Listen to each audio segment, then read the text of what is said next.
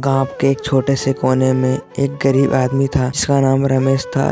रमेश का एक छोटा सा ढाबा था। यह ढाबा साधारण था, छप्पर की छत और मिट्टी की दीवारें थी। रमेश के पास ढाबे में बहुत ज्यादा सामान तो नहीं था, लेकिन वह उसके हाथों का स्वाद हर किसी को पसंद आता था। रमेश का जीवन बहुत कठिनाइयों से भरा हुआ था। वह सुबह सुबह उठकर अपने ढाबे में आ जाता और चूल्हे जलाकर खाना बनाना शुरू कर देता। उसके ढाबे में जो भी आता वह रमेश के हाथों से बने खाने की तारीफ किए बिना नहीं रह पाता। चाहे वह रोटी सब्जी हो या दाल चावल हो या फिर चाय, हर चीज में एक अलग ही स्वाद होता है। लेकिन रमेश का जीवन आसान नहीं था। बारिश के मौसम में उसकी छत से पानी टपकता, ठंड में उसे बिना गर्म कपड़ों के रहना पड़ता और गर्मियों में तो धूप से उसका ढाबा आग ही तरह तपता था। फिर भी रमेश कभी भी हिम्मत नहीं हारता। उसकी एक ही सोच थी कि ईमानदारी से काम करने वाला कभी भूखा नहीं मरता। एक दिन गांव के बड़े आदमी का बेटा शहर से आया। वह एक आलीशान होटल के खाने खाने का आदी था, लेकिन गांव में किसी ने उसे रमेश के ढाबे का स्वाद चखने की सलाह दी। पहले तो वह ढाबे की सादगी देखकर हंसा, लेकिन भूख लगी थी